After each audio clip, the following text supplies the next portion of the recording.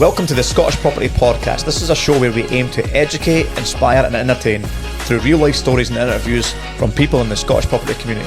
As always, thanks for listening and give us a follow on social media and subscribe to our YouTube channel. Remember to join us at our monthly networking events on the first Wednesday of every month. Tickets are available on our website. So without further ado, we'll just cut straight into this week's podcast. Welcome back to the Scottish Property Podcast. Caroline Claydon, thank you for joining us. Thanks for having me. So if anyone wants to know who Caroline is, go and look back to June 2020 because Caroline was one of our very first guests on it and you openly shared about your property journey up to then, and it's been so good to look back at those original episodes and seeing the people that are still involved in property, hence why you've got you back on, and you've been doing more fantastic things since then, including buying and developing 2 apart hotels. So it'd be nice to touch on that. Yep. And I suppose let's chat about where your property business is shaped and where it's went from since then. So. Back in the days when we first started out, it was hard to get guests because people are like, who are these guys? Man? So I appreciate you giving us the opportunity to come on back at the start. No, it's Do you know great. what I mean? I think podcasts are gone massive, right? Yeah, absolutely. You guys have done an amazing job, and then the networking on the back of it is fab. Yeah, they're nuts. And I remember you sharing your story actually quite openly back then as well, and talking about losses and almost financial ruin to come back and build the portfolio. So I know we're going to get into the watch and all as well of what you've been up to the last few years. So for the listeners that can't be bothered and being lazy and don't want to listen back to that episode, give us a little bit of an overview of how you got started in property and a little bit of a fast forward point up until that podcast. Whistle Stop Tour. So set up my own recruitment business in 2007, and the idea was to take the profits, buy property, and then 2008 came along and that business basically died. So accumulated quite a lot of personal debt at that point, and then went to a property workshop. I had 7 buy-to-lets between me and we were just engaged at that point, and thought we were doing quite well with 7. If you compare yourself to other people, 7 properties seemed quite good. And then we went to that workshop and they showed us how to buy property with no money. And we had no money. We had over £80,000 worth of debt, and then we invested like 22 grand to work with a property mentor. So got even further into debt, which was against all instincts, but the rest, as I say, is history. It worked out really, really well.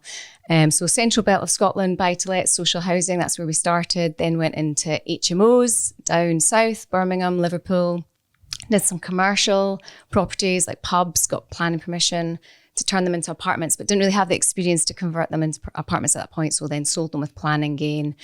And then I had the boys, one first, not at the same time. And then Nick carried on building our HMO business while I was having the boys. And then, I don't know, it was maybe around about 2019, decided I really wanted to get back into it, be really active myself, but wanted to do something closer to home. And at that point, there was a lot of buzz around serviced accommodation. Everyone was talking about it. And I didn't really fancy the idea of serviced accommodation because I'm like, that's not really property, that's now hospitality. And because your buy-to-let tenants can't turn around and rate their landlord on TripAdvisor, whereas they can on serviced accommodation. Exactly, that would be ugly. So I thought, well, rather than do serviced accommodation, maybe we'll just go one step bigger. Because our mentality was, well, 1 HMO is the equivalent of 5 buy-to-lets. So if we have 5 HMOs, maybe a hotel is the equivalent of that, right? So bought a little bed and breakfast down just outside of Liverpool. Turned some of the rooms that were underutilized, like kitchens and dining rooms, and turned them into profit centres. So, and then was due to open that March 2020, which was round about when I last spoke to you.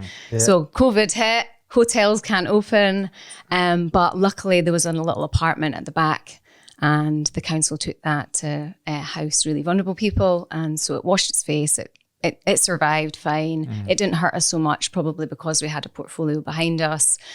And then I thought, still have that one? Yeah, still got it. And is that an apart hotel now? Yeah, it's still exactly the same. So bought it as a 9-bed bed and breakfast, turned it into an 11-bed, and then it's got a 3-bed apartment at the back, which is 100% occupancy. It's crazy. And then I thought, right, well, we've cut our teeth on the smaller, cheaper stuff. How did the COVID affect you during that as well? Because obviously you touched on that one, but yeah, the buy-to-let, I think we all panicked thinking that the tenants wouldn't pay the rent, which didn't happen. But you have a lot of student HMOs. Yeah. They all vacate the properties and leave you with... Well, we only had one student that couldn't pay the rent because of their mum's health or something along those lines. And to be honest, we just supported them, said, don't worry about it, that's one. But when you've got multiple HMOs, with one not paying, it doesn't hurt again. I think everything is about that economy of scale. You're more vulnerable if you have only one or two properties, but suddenly if you've got that scale, it just supports you a little bit better. And I suppose you learned that lesson on this first mini apart hotels. So I think our entry point to that was like 340 grand and we spent 160 grand on it. And, it's worked pretty well. And I guess it's a bit different running a hotel 4 hours away from where you live, but we just systemized everything. Absolutely systemized the hell out of it. Did that make you so big on systemizing it? The fact that you couldn't just go and answer the phone there. Exactly. And I don't want to be Basil Fawlty, so I was just like, I'm not going to get involved. Fawlty Towers. I used to love that programme. I'm sure my age Manuel. now, right? I'm sure my age. And that's hilarious. So did you live in England at all? Never. You've never? Never. What was the big fascination with the properties you've bought in England? I take it they just stacked up and... Well, Scottish independence vote got me worried. And at that point, I changed all my lending as much as I could and bank accounts, opened up English bank accounts and things. I was like, that if Scotland had voted yes, that would have been massive for our business. English training course, did you not? Was it not? Did you not go on the same courses like Gillian Green and all that? Was it not? It was run by an American company that I was like way back in 2008. So it was an American company called Whitney. Have you heard of a guy called Ross Whitney? He's like the kind of Robert Kiyosaki younger brother type. Right. And so it was that company. I thought it was that like Trident course or something. Yes, so they then changed names over and over again. So did you create a network down there as well? Like kind of... were you not one of their trainers or something? I was one of their trainers for about 11, 12 years, but I was going all over the world, Hong Kong, Singapore, under the Rich Dad Education banner. So that was quite cool. That taught me a lot about property markets all around the world and actually how lucky we are here in the UK. It's so stable.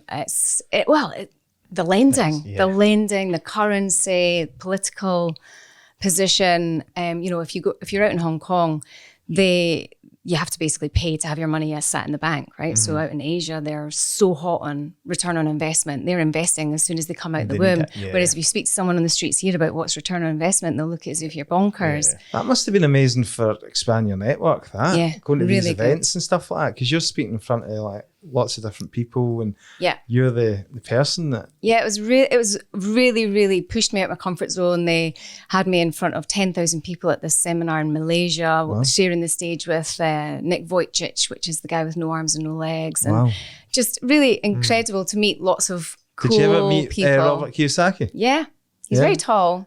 Really? I have to say, I love his books and it's given me an awful lot in my business, but he's a big game shooter, so... On that basis, I'm out. As in shooting animals? Yeah. He loves these guns, loves shooting animals. So I was just like, I'm not aligned with your values. I respect you on the financial side, but that's where we end. I've got to say, like, obviously I loved the book as well. And it's like always the one that everybody talks about, isn't it? Rich Dad, Poor Dad, and how they got started, and the light bulb moment and all the rest of it, right? But see, if you actually listen to him on podcasts and YouTube videos and all that, like a lot of stuff he says just doesn't make sense on some of his recent content. I don't know if he's like when the old generation gets older and thinks their ways they're stuck in their old ways. It almost was a bit like that. It's not adapted to... Is he changing or is he fucking stuck in back? The last I heard is he's building a fort, because the Armageddon's coming and that's why he's getting all these guns and everything sorted. All that kind of stuff. Buying silver or something. I can't listen to him. The golden silver. Stick to Rich Dad, Poor Dad, mate, and don't start talking about...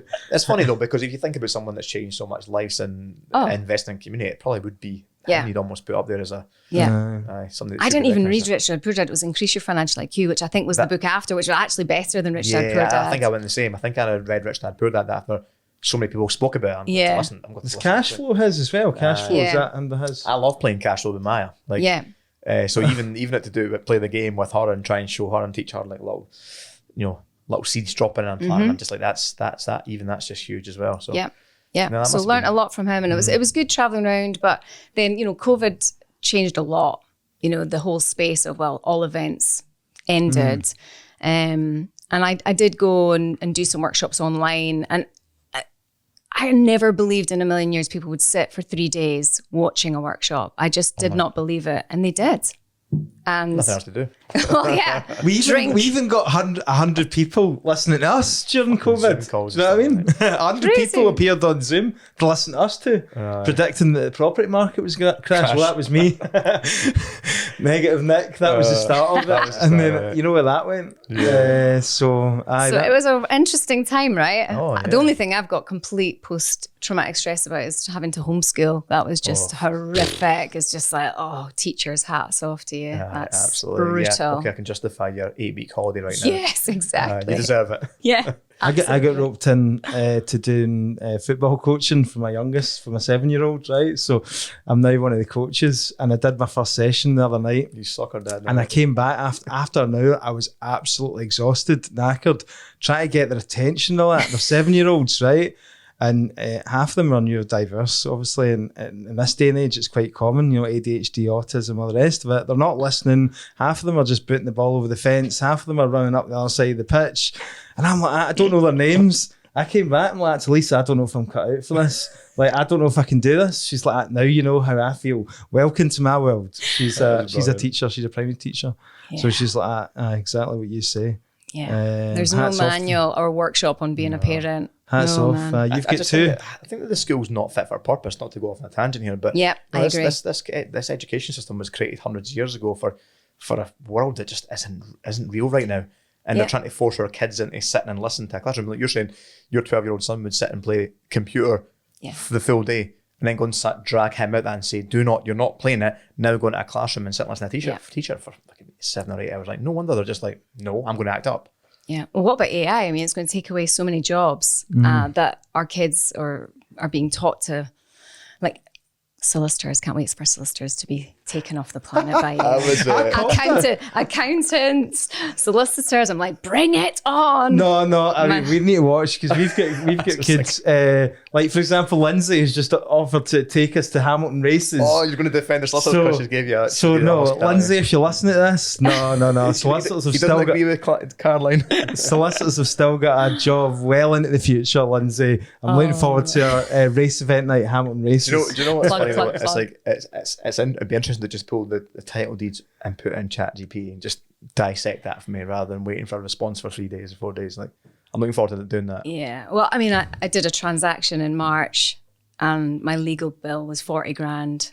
And I'm trying to piece together how that's possible. In fact, one solicitor... And maybe milking it before it becomes a thing and to lose their business. One solicitor, had to give me independent legal advice and they had to be English. So my usual solicitor would always do that for free. So I had to pay this $3,000 and it was a 30-second conversation. To say, I'm waiving Do you that. know what you're signing? Yes. I've done a few.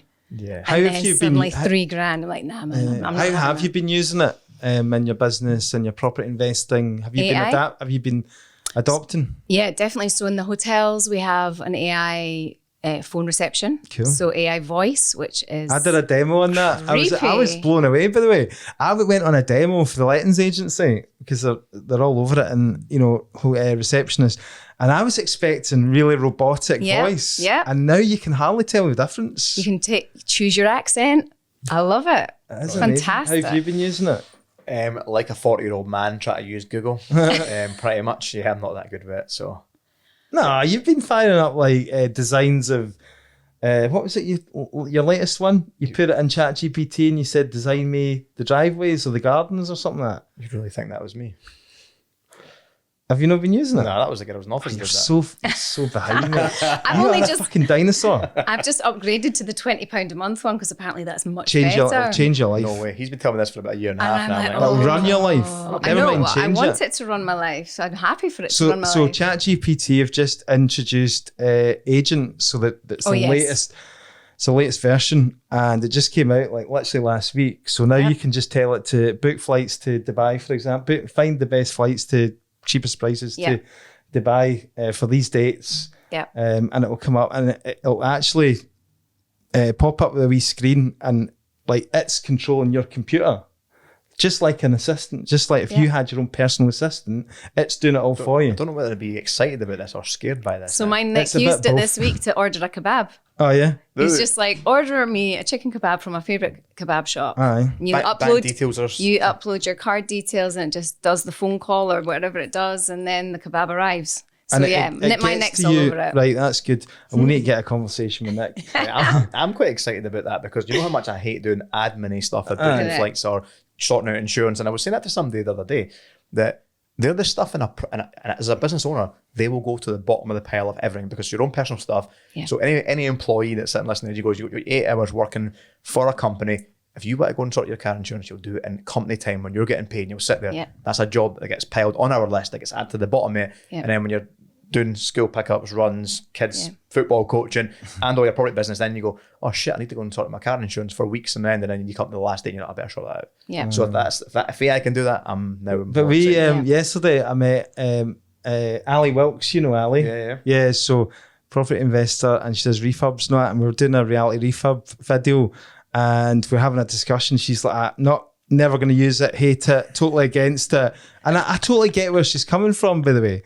I totally get it because it is scary. Mm-hmm. And it's like, well, where does it stop? Because eventually we will just wipe out our own species and humans will be replaced, which is scary when you go down that route of thinking and how far it's come over the last 2 years. It's interesting that you're using it as more of a conversation every guest we're on and asking how you're using your business, and every single person is using it in some way, shape or form in the business. So adapt or die. 100%. Well, the biggest cost when running a hotel is the people, right? So if you can use AI to get the people out, then my profit margin goes up, which is incredible. So we were asking you specifically. so the AI receptionist, and so the receptionist, we've got a bot on the website. Wow. So if they have any questions about availability, then the bot will answer all of that. And we have basically, in terms of staff, I've got an executive assistant that does all our admin stuff for life and all our bookkeeping and everything to do with running the businesses. And then we have a group hotel manager who's just customer relations. So when someone's actually in the hotel and they've got a challenge or something, then they can phone and speak to her. And where are you at with the apart hotel business then? Bring us up to speed with what? So we've just opened our third in Edinburgh. So we've got 2 in Edinburgh, 1 just outside of Liverpool in Southport. And I need a wee rest now because what brand does that operate under? So we've just launched the new brand because we've kind of been finding our feet with that. So it's the Archibald Hotel Collection. Right. Archibald was the name of my dog that I lost in March. Oh. So anyway, it's named after him. And the interiors are all unique to each unit, but all under this one Archibald Hotel Collection. Nice. So high-end, boutique, staffless. And when we did Stafford Street, which was the first one in Edinburgh, that was a real challenge because nobody knew what it was. Because you're referring to it as an apart hotel, but actually it's not apartments at all. It's a hotel room. Yeah. Right. There's no cooking facilities. There's no food and beverage. There's no reception. So planning didn't know what to refer to as. Building control didn't know how to judge it. Even the lenders were like, well, what is this? So Stafford Street in Edinburgh was really challenging. Okay, so fancy making £1,000 for sending a WhatsApp? Let's take a wee break to talk about referring sellers to John and Lewis at Prime Property Auctions. Me and Stephen have both done it and it couldn't be easier. If you know someone selling a property, the guys will pay you £1,000 or 1% of the sale price, whatever's higher, just for passing their details. Doesn't matter if the seller is already with an estate agent or not, just drop the guys a message and they'll do everything from the first call to getting the property sold. Know someone who might be looking to sell or struggling to get a result with their agent? Go to the link in the show notes and send them a message now. What size of property? Let's talk about that one because it's so funny you say that because we went to one of the guys in the group that's got one in Leith and he was saying that the building control officer was really, really frosty about signing off because he says, this is an absolute pandemic. And he was so, he knew exactly what it was and everyone's applying for it. Everyone's trying to get change use and calling these apart hotels and he was saying it's a problem. Well, I think the minute you introduce cooking facilities, then it's a different ballgame. Right, got you. Right, so Stafford Street was an empty office block. The owner passed away, family were selling it. It was derelict. Junkies had been using the basements outside. Was it like a townhouse? It was a townhouse right beside Charlie Miller's on Stafford Street. And there was 11 offers that went in for it. it's completely squint, looks like it's falling down. So that put a few people off, but we got the drains survey. We did a lot of due diligence on it, and we were not the top offer. I think we were the third top offer, but they chose us because of the due diligence we'd carried out before putting the offer in and our portfolio in the background. So they accepted us, and then we got planning refused. There was a vigilante group against us. The West End residents and businesses what were was their against argument? That it was going to have drunks, prostitution. I was like, actually, prostitutes, I'll probably get a better high cash flow with that. But charge it out by the hour. That might be better. Who knows? Anyway, but it's very difficult to try and get a message across. So that I reached out to these guys individually, but they were really mean back. And so it was rejected, then you go for it again, and then planning, there was a massive cock-up with planning. They actually approved it at committee, but forgot to submit the fact that they wanted to charge us 70 grand tram contributions. So trams have already been built, but they want us to pay 70 grand towards it. So they had actually allowed us planning, granted us permission. I didn't have the paper. And then they went, saws, we forgot to say about the tram contribution. So we can't actually issue the letter. We'll have to have another committee meeting. Crooks. Was that no built like 15 years ago? Exactly, right? So my planning guy was like, in my 25 years in planning, I've never seen this. You're in no man's land. You can't appeal. You're just sitting with granted permission, but it's got to go back to committee. You're waiting on them. And then it was summer. So obviously the council have a massive long summer. Then there was a local election or something, which then meant no committee meetings. And we were just sitting there going, okay, we've got a bridge on this place. We can't put a spade in the ground. Lendon. Oh. So what was the purchase price on that one? So that was 733. Wow. That's a big bridge as well. It's and not what, 70% LTV? Yeah, but $5 grand a month bridge. So where are you getting that money from? Is that just getting rolled? I've got the portfolio behind, got HMOs, buy-to-lets, got all that. So that was pretty lumpy. Then the planning eventually came through, but they said, we're only going to give you the letter if you sign this legal document to say you're going to pay the 70 grand. Oh, actually, it's not 70, it's 63. We're like, where are they getting these numbers? Anyway, long story, very painful story short. We signed the legal document under a unilateral obligation. Had to get a specialist solicitor that knows about how the council's legal team work. This unilateral obligation means that we can appeal because they wanted 50% before we even started. So they wanted 35 grand before we even started developing, and then at the end. But it was all very woolly. And then it was pushed to the highest point. Was your plan thinking, pay the 35, appeal it, get that refunded? No, my planning guy was, you'll not be paying a penny of this. Not up front? He was like, nah, they'll have to invoice you. Right. And of course, their processes, because they're public sector, were useless. So I was like, how do I pay it then? You want me to pay it? Where to? You send me an invoice. Oh, that's just been lost in a black hole. So then he submits appeals. These appeals then get shunted further and further up the the chain of command, and it gets to the highest point, and they go, this is illegal. They can't charge you this. And so it's 70 grand saved. But there are... How long did that whole process take? Well, we were pretty much nearly finished the build by that point. Oh, right. Because it was just like... Yeah. You cracked on because that wasn't holding you back for the refurb and all that. Yeah, no, so I was just like, we're just going to ignore that's even happening.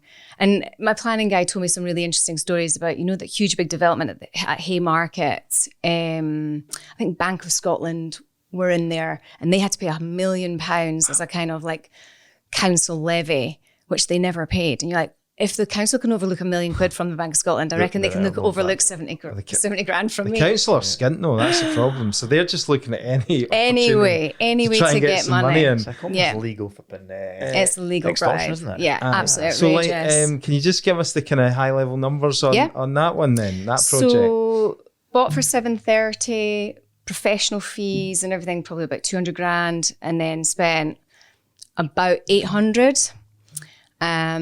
Got an MV1 valuation of 800 on the refurb. Yeah. Wow. Big development cost. Holy shit. Yeah, 15 rooms. Are you project managing this? That was done through a contractor that just did everything. Main contractor. And got our MV1 valuation just before Christmas at just under 4 million quid. So in for 2, valued at 4. That's lending. That's big numbers. That's the lending valuation. We know if we were to sell it, we'd probably get 5.5 to 6. So, just based on its occupancy. So wait a minute, you said all that like quite casually, and obviously, but like is this your second sort of big That was the first one in Edinburgh. I've just done another one. So how do you get, mindset wise, how do you get to that level? Because people will be listening to this going, I mean, we're talking millions here now, right? This is taking it up a peg to the next level. Yeah. How do you get over the financing costs? And then you're saying like you're now on the bridge, mentally, like what are and what are the lessons that people can learn from, or what are the main things that people need to look out for when they're going to that kind of level of lending? I break these kind of projects down into 4 massive obstacles. First being planning, second being lending. The third is the contractor, and then the fourth is building control. So those 4 you cannot really control, and that's your massive big risk points. When it comes to the lending side, it's exactly the same process as doing a little 70 grand buy to let, but just with a few more zeros on the end and bigger cojones. And do you mind me asking how you funded the deposit initially and then the refurb cost? So I've used a combination of angel finance. So I've got a good bank of angels that have been with me for a long time that want to back this. Not so you're on the phone to Robert, any cash for the investment? These angel investors are not, ridiculously minted. I do have a sort of minimum investment of 50k so that I know that I'm with people that are serious. And when they're coming into a project like that, they have to be in for 3 years. Because from purchase to refinance, it's potentially 2 to 3 years, right? So it's a very different proposition, but they've locked in their interest with me. And when there's loads of all this uncertainty out in the market, that's comforting for them. For them to know that they're getting And are you giving them any security? None. Right. They just have confidence in you, track records. I can show them assets and liabilities if they want to. And no security. Right, amazing. So how did that the 800 grand development go? There must have been some pain points. So Stafford Street, the builder was a very interesting character. Now, what he was great at was he was a control freak. He knew that building inside out. He was meticulous in everything that he did. The downside was he was a narcissistic psychopath. So when you weigh up what you want in a contractor, you're like, well, I'll put up with the narcissism and the trying to be the hero because he's doing a good build, right? And actually, I knew he wasn't ripping me off. The pricing was not too bad, but he was really tricky to deal with. And my neck was like, I can't speak to him. You're going to have to deal with him. So every time my phone rang and I saw his name pop up, I was like, here's 20 minutes of my life I'm not getting back, right? God. But I really still like him. Would I use him again? Well, my interior designer would not work with me if I used him, so that's a no. The mistake I made is we opened Stafford Street on the 1st of December 2 years ago. Or what was it, 21? Yeah. And in the same month, I bought another £1 million building, townhouse in Leith, and a buy-to-let for like 100 grand. Whoa. Because I was just like, this shit works. I'm off. I'm going. Because we pressed the booking.com button on the 1st of December. And within an hour and a half, we had 17 grand's worth of bookings come in. And I was like, wow, shit, this is going to work. I love this. It's nice when you put all that due diligence, you've put everything on it. You're just I know in my head it's going to work, but the minute you say, you start seeing these bookings coming in. How many units is in Stafford Street? So it's just got 15 rooms. 15 rooms. 15 and rooms. They don't have self-catering facilities? No. We don't want any cooking. That changes the dynamic completely with building control. So what was the use class for that again? Class 7. Hotels. Pretty much hotel and B&B. So not serviced accommodation, so no licensing, you don't need the license. no licenses, nothing. Class 7. So you need the license when you start having like things like kitchen, cooking facilities and all that? It's more about your use class. Oh, right. Is when the licensing comes into play. And is that the same with your latest one as well? So yeah, we've just gone class 7. It's again, carbon copy, office, townhouse. Our plan was always to have one, the east end of Edinburgh, west end of Edinburgh and Leith. Is it like boutique hotel style? Yeah. Right. Yeah, high end. So we don't take kids. They're adults only. We don't want that market. We don't I'd love to have that policy in my house. Yeah. No kids allowed. But pets welcome. I'm kidding. Just like a house of gods type vibe you're going for. A little bit like that. So couples only, no hens, no stags. We did actually get a call for somebody to take the whole place, and then he disclosed that they were a swinging partner, whatever you call that. And he asked if there was CCTV, and we were like, well, obviously in the communal stairwells. And then all he was interested in, are there stairs? So I don't know what swingers do on stairs, but I'll leave that to everyone's imagination. So they didn't take the booking then? We didn't take the booking because we were like, the cleanup costs will probably outweigh the benefits, right? Oh man, right. So I need to go and check this place out. I wanted to look at the swingers website. Yeah, exactly. No, the pictures, because well, we just won 2 awards. One was boutique hotel accommodation. And one was for preserving. Where would I get the pictures online? So yeah, just 11, the word 11, ELEVEN, staffordstreet.co.uk. So that was that one. So then I think development. I kind of want to chat on the development pain points to get it to the point where you're now systemizing the back end of it to make it work like that as well. Okay, so I do. So how Nick and I work is I find the properties, I put the offers in, get them, I get the lending, I deal with the contractors, I deal with the development, and then I hand everything over to my Nick, and he does all operations. This is your husband? Yeah, so he's like the system spod. He will know AI like the back of my hand. Like he's like real spotty like that. So from controlling the heating remotely, controlling temperatures in rooms, we've got sensors in the rooms that can sense if somebody's there, that can then control the heating, so that's all economic. Right the way down to the TVs, the data, the CCTV, everything's Who remote. designed all that then? Was that part of your planning process? We had or interior designer that you got involved as well? Well, when we started Stafford Street, I didn't really get the interior designer on until too late. I wasn't going to use one until one of my friends was like, "Who's doing your interiors?" I was like, "Me. I'll just go down to TK Maxx and get some cushions. How hard can it be?" And then I saw some interior. HMOs. Yeah, exactly. Then I saw some of these proposals from interior designers. I was like, "Oh shit, this is a different level." I'm just looking through the images here. Right. So like every room's like different colours. Different. That's really cool, actually. The only issue I've got with that is like if you were like, I mean, you'll tell us how it runs, but obviously, like, you know, if you paint everything the same colour and you've got a system, it's easy to do the maintenance, isn't it? Yeah. Touch up. But like, what if somebody rips a bit of wallpaper there and it's all different types of wallpaper and all that, then how do you... So we've got 4 floors and we have one of each colour scheme on each floor. So there is 4 or 5 rooms of the same. Right. But it looks like, you know, I mean, what's beautiful about that one is we've gone very, very vintage, boutique-y, romantic. So all the furniture is unique. There's not a single flat pack piece of furniture in there. My interior designer went all over Scotland sourcing unique, antique, vintage furniture for every room. How do you work at costs like that at the start of a project? They go, you know. Oh, I know. Yeah, well, my interiors for there were about 170. Wow. And then my interiors for John's place was 250. That's a lot of money on exterior that you interiors, I know. Like, what the hell? £250,000. Because what we've just done at John's place is a totally different vibe because it's Leith, right? It's got a different vibe in the area. And so she's gone very mid-century. She says, "Caroline, we're going to go mid-century." And I'm like, what does that mean? 70s. 60s, 70s. So the furniture's a lot more expensive because it's quite trendy.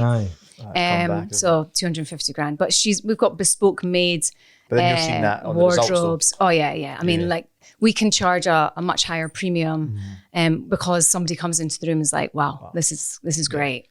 So because we know we have to make up for the fact there's no staff, right? There's no concierge, no one's carrying the bags to their room. So I've licensed. How do people get in? So they've got, when they book, they get a code to get into the main door, and then that same code gets them into their room. Okay. That's it. It's all digital locks. All digital. Who's taking the calls from the guest who comes in and starts complaining and all that? Yeah. That's my group hotel manager. Right. She's like guest communication. Yeah. Okay. Yeah. Our housekeeping are in every single day between 11 and 3 anyway. Do you have an office or does everyone just work from home? Aye. Yeah, I don't need any office. Yeah. Same with me. I don't have an office either. Don't need an office. Actually, the group manager for the hotels. She works remotely from home. She is actually based down in Liverpool. Brilliant. Yeah, and she was our hotel manager for there, and then we're like, "Oh, we're going to do this one in Edinburgh." She was like, "I want that one too." I was like, "Okay," and then I was like, "Oh, no, I'm doing another one, right? I want that too." So, okay, fine. So she wants to take that on, and now we need to get an assistant for her because she's like really busy now. Talk to us about other operational costs. Then, what's the biggest cost then? Probably housekeeping, cleaning. But so how do you do that? Outsourced. So when we first started Stafford Street, we actually got a company in, and they were the ones that got the cleaners and did everything, and they were, I thought, very expensive. They were charging us like £38 a turnover and £15 per refresh. And we were sat there going, but she's really, really good. The place was immaculate. Everyone was commenting on the cleanliness. And in that business, you have to be squeaky clean. So we put up with her for quite a while, but we pinpointed that there was probably about 2 or 3 members of her staff that were the ones actually doing the work. And they were a bit disgruntled. So we had a wee chat. And she's no more, and we gave them a pay rise because they were on a pittance. They were like, so she was charging us £38.50 per changeover. These guys were maybe doing 3 or 4 changeovers in an hour, and they were getting paid like £11-15 an hour. So she's made a massive margin. She's making thousands of which is fair play for somebody running a cleaning business. Of course. But then obviously, like you're seeing it from your point, you can cut costs. Plus these other 2 people, they're getting more. They're getting more, and then we're making them like head of housekeeping. Right now, you build a team under you. Right now that she's head of housekeeping, she's now my area group manager's assistant. So it's all just pushing up and up and up and up. And we've got them a van. So our head of facilities, he's now got a van that we're getting all branded up for him so he can go between the hotels. So would that guy do like the maintenance and stuff like that? And kind of tend like an old handyman that can do exactly. much everything. And he's the boyfriend of the head of housekeeping. So that works quite well. And is that somebody that you pay a salary to? Or no, hourly rate. Hourly. And it's only like 11 till 3, right? Yeah, because I think that's quite important as you're scaling up a business as well, because obviously like you might not have enough for them to do on a full-time basis. Yeah. You've just kind of got to that point, haven't you, where you're in the you employed the full-time maintenance. Yeah. But it's always that in your head, have I actually got enough work for them? Yeah, there's a tipping point, isn't there? Yeah. If you get the third one, do you think there'd be enough time to bring somebody in full-time to do the maintenance? Well, he would probably just carry on doing it. And if he wanted to be salaried, we could do that. We've got 2 full-time members of staff, which is our group hotel manager and our assistant. They're salaried, but everyone else is. How many rooms is that set? The other one that you've just done? So John's Place. So I'm a bit raw about John's Place because I've only just opened it. This is the pain one. This is the pain one. Can I ask one more question on the Stafford Street one before you move on? Actually, see on the financing of the hotels, I suppose you said say you're locked in the private investors and the bridging loan for that few years. Do you have to wait a couple of years before you can prove your the books and turnovers? So there's 3 to 4 stages. So there's the purchase stage, that's bridge. Then once you get your planning, then you go to development finance. Never do that. And then to get off development finance, you need to have the track record. Most brokers will say 2 years. We got it after 12 months because the performance was so strong, and we had banks sort of fighting over it. And you can almost go to a high street bank with that kind of performance to a certain extent. Well, when you're in the hotel space, you've got specialists like Cumberland that's all they do. But we had Bank of Scotland, we had Barclays were looking at it at one point, but who we opted with was Handelsbanken. And they'll only give you 50% of MV1. Yeah. But if I'm in for 2 and it's valued 4 and I'm getting 2 back, you don't really care. It's all right. Yeah. It works out all right. Yeah. So cash flow, if you were to look at it over the whole year, you're probably looking at about 40 grand cash flow a month from that. But when we were on that development finance, off one. Wow, that's good. Then the development finance, we were servicing 27 grand a month at one point, and we were on that for about a year and a half. Where are you going for the... So just imagine that little squeaky bum. Yeah, you're servicing that every month. And 27 grand. That puts the pressure on we the had to be contractors. really, really, what I would say is we had development lending pulled 3 times at the 11th hour with Stafford Street, and the build was happening. So it was like, okay, they're asking for wages, asking for money. This is happening, like do or die situation. Wow. So that takes a lot of balls to go for stuff like that, man. I don't have the balls for that sort of project. Are you going to do something like that? I would love to, yeah. Well, wait till you hear my John's Place story. Maybe not. Okay, maybe not. Well, so bought John's. So getting a townhouse in Edinburgh is really challenging. The full thing, and that is our brand. Why? Because they've all been carved up into flats. Generally speaking, scarcity. There's just not many of them. So when one comes up, you're just people are either converting it into a house, or they're keeping it as offices, or they're wanting to put it into apartments. So when John's Place came up, we were like, shit, we're gonna have to go for it. And it was bigger than Stafford Street. We didn't need to do anything structural to it. So we're like, construction costs will be less. Easy. This will be easier because we've done Stafford Street. Like, what could possibly go wrong? bloody hell. So what was the purchase price of this one then? So bought that one for 975. And this was bigger. This was, how many rooms has this got? Bigger. So it's got 16 rooms, so only one extra room, but it's just proportionately bigger. We'll get a lot more storage space. So we've got no storage space at Stafford Street, so we can use John's place for both of them, but we've got a lock-up as well.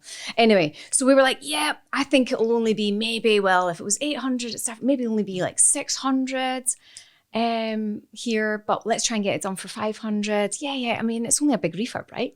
That's it. Planning got refused. We could not bloody believe it because we were at the west end of Edinburgh and okay, we would expect vigilante groups and lots of objections, but down in Leith, there was no objections. Nobody objected, but the council turned us down. Like, what the hell's going on here? It's Leith. Nobody cares about Leith, right? On what basis? Like, what was it? Well, it turns out, scratching the surface, my planning consultant guy is brilliant, but he's not liked. And the reason he's brilliant is because he shows the council up for not knowing anything. Right. So he basically belittles them and So they want to stick because up he to knows him. policy and law like inside out. So he gets me everything I want, but they're going to make my life difficult. And I didn't know this until I'd obviously had my planning rejected. It's like, shit, okay. So I'd met the planning woman. She basically said, we don't like your guy. And I'm like, well, it's a bit late. I can't change him. So work with me here. And she's just like, nah. So it got rejected. So we went to appeal. And of course, I'm going to... subject to, sorry. No, I've bought it. It's mine. Not subject It's to planning. balls in. It's balls in. £1 million in. So, but I'm going for two things, of course. I'm going for change of use and I'm going for listed building. Yeah. So, What is he listed in? B. What was that? B listed. So, and Stafford Street was B as well. And so went to appeal and they did the most bonkers thing. They granted me change of use, but refused me listed building, which by law you can't do. But for me to get my lending, I need the change of use. So I was like, I'm going to just keep quiet about this. And I'm just going to suck it up and get my lending changed to the development lending with my change of use. And I'll just battle that listed building thing later on, right? I'll appeal that and do whatever it is that they want me to do. And again, it was something really stupid in that when you've got a listed building and you're putting an ensuite, they don't want it to be full height. You can't touch the cornices. So in Stafford Street, I've got on the ground and first floor, 2.4 high ensuites that can be easily taken out and restore. We were going to do the same at Leith, and bear in mind, it's Leith. And they were like, not in that one room there. I was like, are you kidding me? It's the biggest, most beautiful room with beautiful cornicing. We don't want you having an ensuite.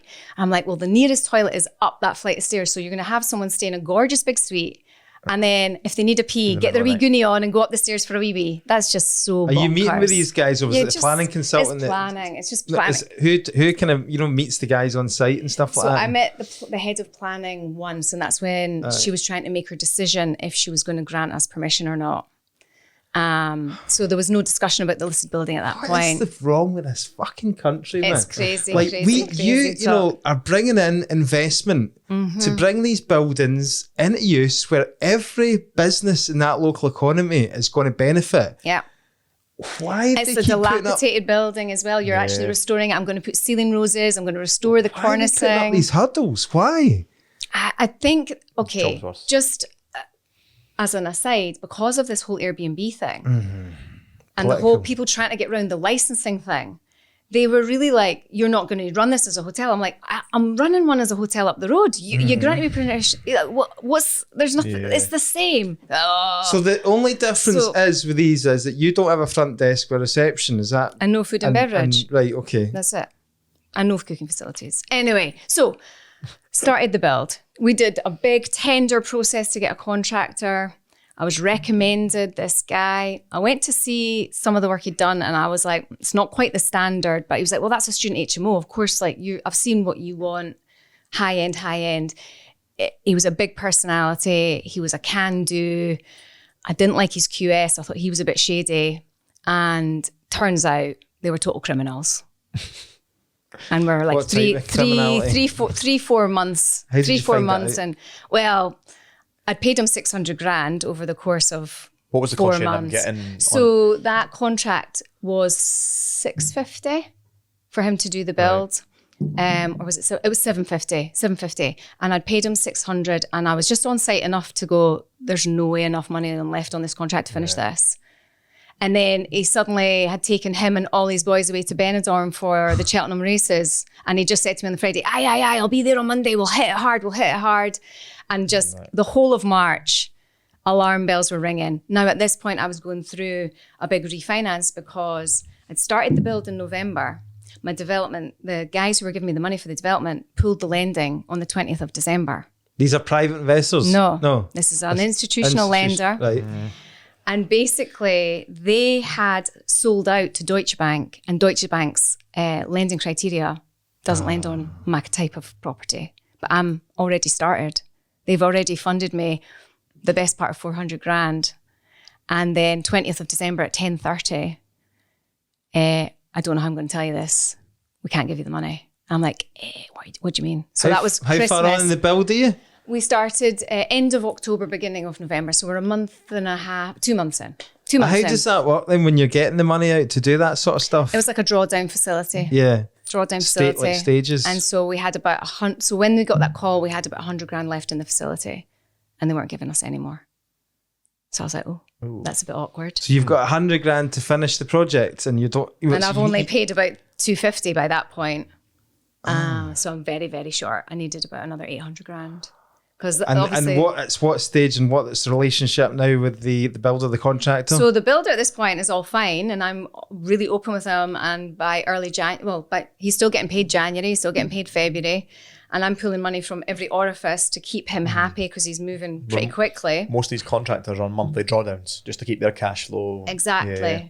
And there was a few things that his QS were asking for on the drawdowns and I was like, you haven't really done that. And so there was just a few red flags along the way, and it was moving so fast. I was like, shit, they're plastering. What the fuck? Like, how are we at plaster stage at like month 3, 4? Now look, a really fast, heavy builder could probably get that project done in 5 months at best. And I was hoping to be finished in March, open by May. So we had the whole drama of trying to find a lender and restructure all the finance that we had with this other lot. They were trying to come up with, well, we can give it to you if you give us second charges over your HMOs and you give us a second charge on this and a second charge on that. And I was like, oh my God, are you wanting my soul as well? It just felt wrong. And eventually, through asking around, I mean, we just started speaking to everybody we knew. We were introduced to a really good lender that the fund manager is based in Newcastle and just came up, heard the story and was like, cool, I'll do it. I said, you need to do it by the end of March. Because if we don't refinance these guys out by the end of March, they're going to charge me 30 grand to roll it. And I'm already paying them 27 grand a month. So we really need it done by March. This was like, see that end of January. See that 27 grand a month? Yeah, that's just servicing. Does that get added up, rolled up, or how's that So every time you draw down, that number just goes up. Oh, right. And you borrow more money. Borrowing more, so the interest the next month goes up. Oh my God, right. Yeah. Okay, so you had to get off that. So I was like, yeah, March was the deadline. Do so you all have my a broker focus, do you have a broker that looks at all the lenders, or do you like literally at this point are you just trying to we had a broker working really hard that came up with a couple of options, but none of them were that sexy. Right. And this is the biggest thing I've learned. When you're in a position of desperation, you are going to get shafted. And we were like, we're going to be either shafted by our existing lender to the tune of 30 grand and have to stomach the 27 and have to find the money elsewhere, or we're going to have to maybe hand over a shitload of security. What was the final deal on that then? The deal was very simple. We refinanced a portion of it away with Together on a bridge for 18 months. Financed Stafford Street away with Handelsbank. And then Tier 1 came in and did just John's Place. So they gave us the money to finish. And just as that deal was going through, and bear in mind, all our focus was the lending, all the red flags on this contractor were kind of being pushed to one side of my brain. Yeah. And as the lending came through, I'm down at John's Place and I'm like, he's not been here. And there's not enough money left on this contract to pay him. And I can see how much is still left to go. And I'm not sure what he's done is actually good enough. Oh, shit. So we were in a horrible position of, now we've got the money, we've solved that problem. What are we going to do about this guy? Because no builder wants to come and finish somebody else's work. So how do we solve this? Oh, and by the way, we've got a ton of bookings coming in May. So I was like, okay, I've got 2 months to finish this project. I've got the money to do it now, but I've got nobody to do it. So again, frantic calling around, recommendations. What was the conversation with the existing builder then? Did you just end the contract with him? Sent him a letter saying that you've got your 7 days to bugger off. He then broke into the property, stole all the materials, was about to trash it. The police were all involved. We had to get security to look after the property to make sure he didn't come back. Was it just shoddy work? Sorry, what? Shoddy work and just rinsing us for, show them that we're putting plaster on the walls and then it looks like we're much further on than we are, and then I can draw down on the contract more. So you were under the false impression that things were, more ahead than they actually were. Absolutely. Which is what the QS is meant to be there for. Correct. That QS was working for him. So his QS, I hope he's listening to this because we will be pursuing him. I mean, you can't pursue builders, right? Because he's wound up so many companies already. Dissolved. But he's got a professional body that he's accountable to, and we've got evidence that he was just signing that off. Absolutely. Because he was getting paid a percentage of what I paid the builder. So it was in his interest for the builder to get paid. And he would say things like, you know what, just to keep his motivation high, you really need to keep showing him the money. Just stuff like that. And it's if we got him on the podcast, what do you think he would say in his defence? Any defence or not? I don't know how he could defend putting in false valuations because they're false. I've paid 60% of I've paid 80% of the contract and 50% of the work's done. Do you think he was getting more out of it? Absolutely. In fact, he's getting his drawdown. We let's face it, Scotland is quite a small pool, and the more we sort of dug into it, the more sort of contractors that we were speaking to, it was like, oh yeah, we wouldn't work with him. Oh God, he's well dodgy. How did you learn from that experience? Is there anything you can? Where did you drop the ball? Did you take your eye off the refurb because you were so stressed with the lending and the finance, or does it just happen? Bottom line is, I chose the wrong contractor from the very start. That was it, right?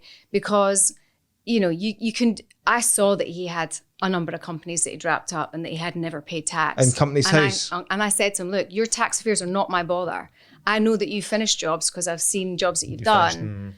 So all I need to make sure is that you're not incarcerated for your tax dodging during my project, right? That's all I give a shit about. I don't care about your tax. No, I really do. But I do care about the level of work. I don't want to be ripped off and I want a good job done. That's it. You pay tax or not my beef. Yeah. If I'd chosen a different contractor on one of the tenders, I probably would have been 300 grand more expensive. But you know what? At the end of the day, the 300 grand's paid because of the shit show that Why didn't you go with the original one that you used for the previous project? Just because I wanted my interior designer. And she would not work with him anymore. I don't blame her. Right. I don't blame her because he was downright abusive to her. It was horrific. Anyway. That's quite interesting, actually. And it's as an investor, why would you choose an interior designer over the builder? Well, because the interior designer is exactly what my reviews are based on, not how good the plumbing's done. That's your product. Exactly. And that's where you have that edge in the market where you're different to everybody else. I get it. Yeah. So then, how much do you think it's cost you? About 300 grand. Wow. But I've overpaid him about 250. So that's an expensive sting. So yeah. Who did you get to finish it off? So we were recommended a project management company and they were fucking terrible. Oh my God, I had to sack them as well. Oh God. It was what their business model was. Well, they get a percentage off the total cost. So no, their percentages, their business model, again, I didn't know until I was obviously 2-3 weeks in. What I will say is they did actually really help with protecting the building from the dodgy cowboy builder because, the police were there at least 3 or 4 times. It was really bad. And it turns out the police know of this guy previously. But so they were good at protecting and I will give them that. But what they did was they just got a ton of agency staff in and then they would visit once a week. Just want to see what's happening. And I was like, are you kidding me? We asked about doing the ventilation last week. It's still not done. And then the next week we go, the ventilation. I was like, and then the project manager who's on site, the site manager, he would then get a permanent job and leave. So there was no continuity. It was just absolutely abysmal. And they were charging me margin per hour per person. Aye. Did you ever fear for your personal safety during all that whole sort of well, he knew where I lived. The police were involved. Obviously, the guy sounded like a bit of a nasty piece of work. He's married to a very interesting family with interesting backgrounds, interesting connections. But look, you never didn't sleep at night then thinking this guy's going to show up. I mean, I've got CCTV and alarms around my house, and I just, watch that. But the guy can come in, he can steal all the materials because when the police turn up, I can't demonstrate that I own them and that I've paid for them. Right. He can, right? So they let him just take all the stuff, even though I've paid him for that. But where the line is drawn, I know that he intended to rip out everything he'd done. That is criminal damage, right? So there's a civil matter there where the police can't get involved, and then there's a criminal. So if because he was threatening to rip out the windows, he sent his little sparkies round to try and cut all the wires out the walls. That is now criminal damage. Have you ever seen the social media clips where builders don't get paid and they come round with the bulldozers and just knock the house down? So interestingly, this contractor started to tell everyone that I hadn't paid him until I just sent them all my bank statements paying him 600 grand, and they all went very, very quiet very quickly. So he was then proven to be a liar. And trying to destroy your reputation. Absolutely. So had to sack that project manager and then just finish the How much stress did you just put on your own subcontractors yourself? Yeah. So by that point, I'd known enough joiners.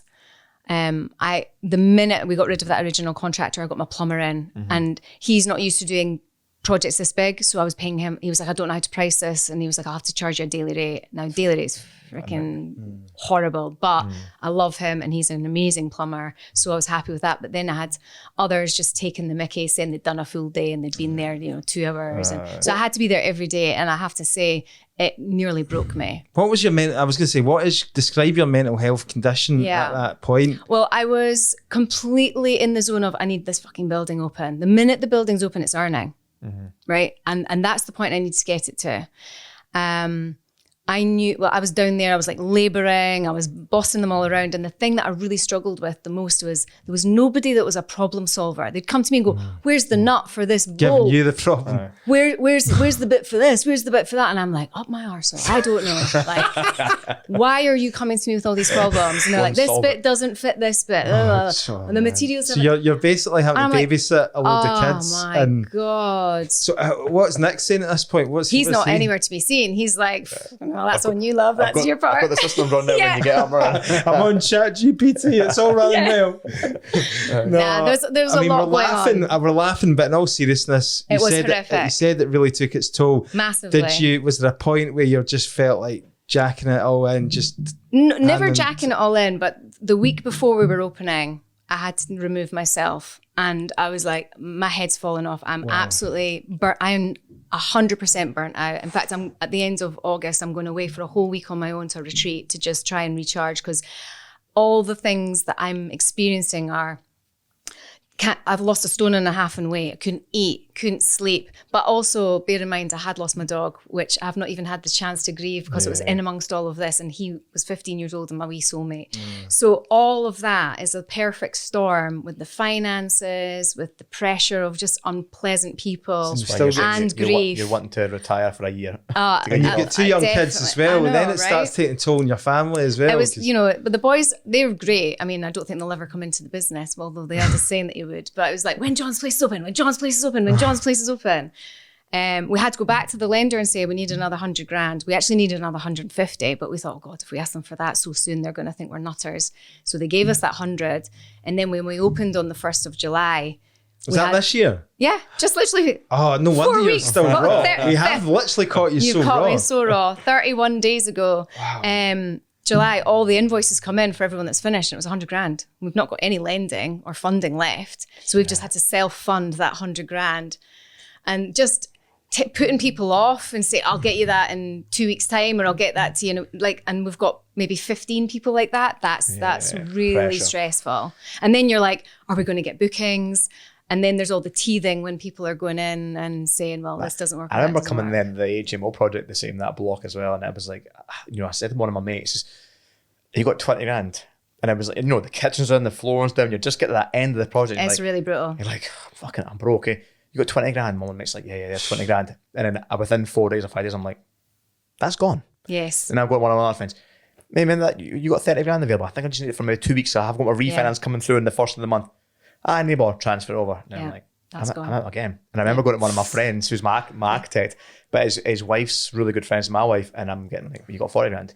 And she's going, you're fucking borrowing like money from our friends and family, like to get this over the line. And even, it was like, Chris mentioned my letting agent last, like, I think it was like 2 days before the HMO officer was due to inspect the fire alarms. And I was like, I haven't even got 10 grand to replace this fire alarm. I mean, you got 10 grand. He's like, I mean it for like 4 days. Like right to the whim. It's horrible. I call it the hangover, right? It's because you've focused so much on getting to that end point that you have no concept of the hangover that's coming for the month after. Whereas where all those invoices, and by the way, there's extras. Like, it's a bad day when you're asking your letting agent for money. That was geez, oh man.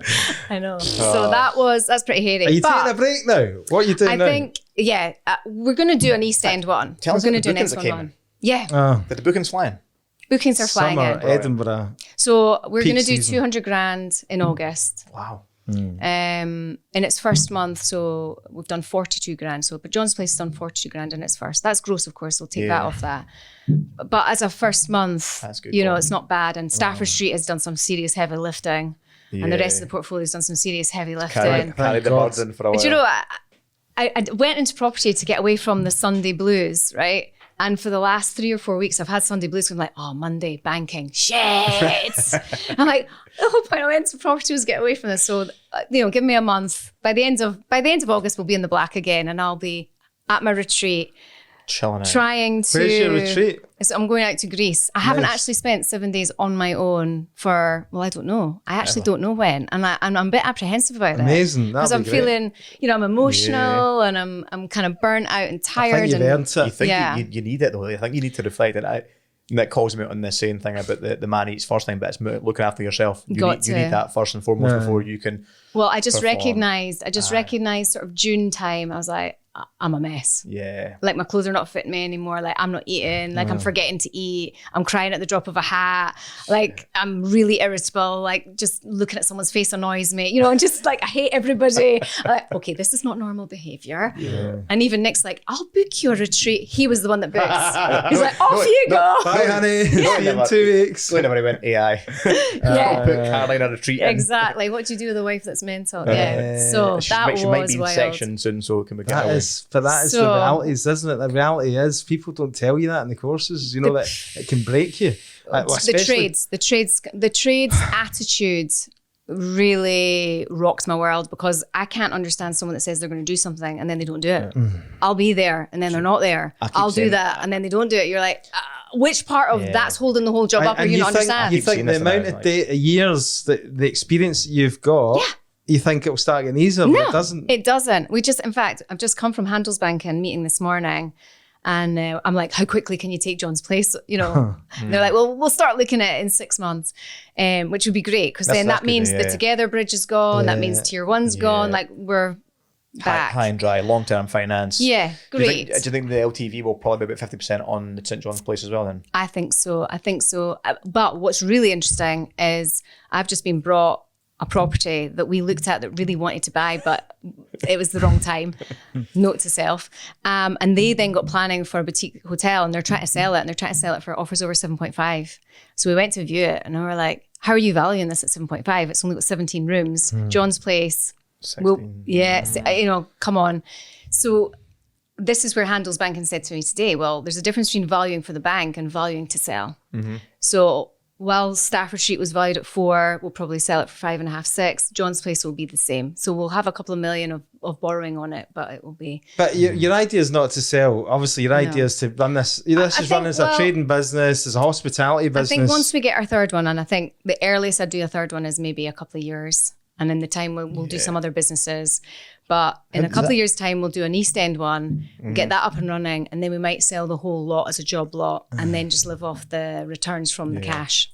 Like an easy passive investment sort of thing. That's the exit. I think that's the exit. Can you give us an idea? Is that a company separate from everything else, or is it? So my company structure is mental. I've got group company structure. So I've got group company structure, and I've got opco propcos. Three of them. Yeah, so I've got 3 opco propcos. Then we've got the property investment company, and then I've got a consulting company, and then the education business. So that's all the group. But the buy-to-lets and HMOs, that's not in the group, but the rest is.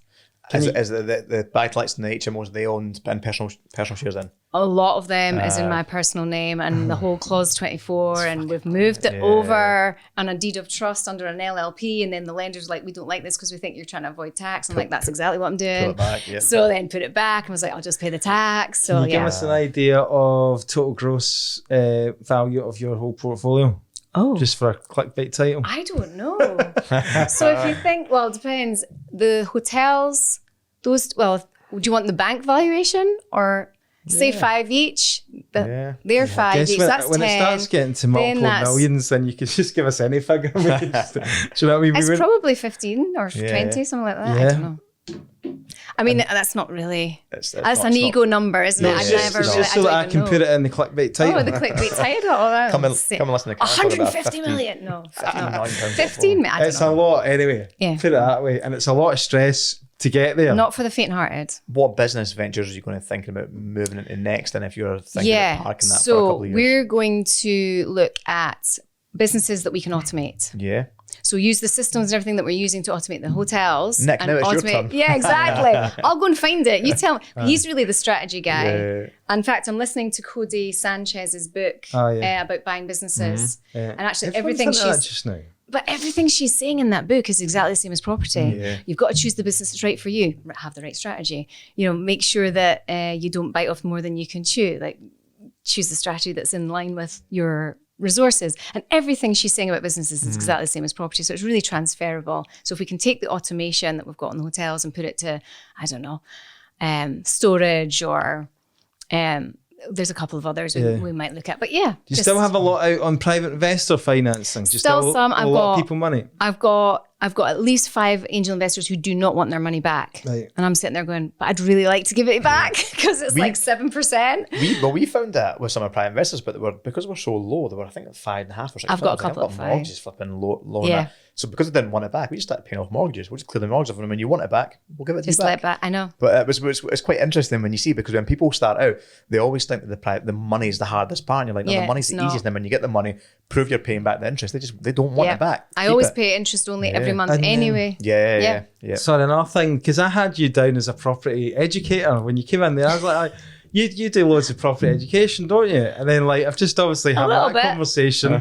I'm like, geez, not really. It's not really been your main focus, but are you still doing coaching, mentoring, and there's a little bits and pieces. So property wealth systems still on the go, and we've got our podcast, This Property Life. But I have to say, it's not my focus. I do it basically when I fancy it, because you meet some really cool people, and it is nice to see the light bulb moments going off. But I was just saying to Stephen before we started, I find people aren't really interested in learning about it anymore. They just want you to do it for them. People are really lazy. I think the whole world has moved to such fast pace. You want everything instantly. They're like, go on a 3-day course. Nah. So I've had to make it a 2-day course. What you mean it's going to take me 2 years? Nah, you just do it for me.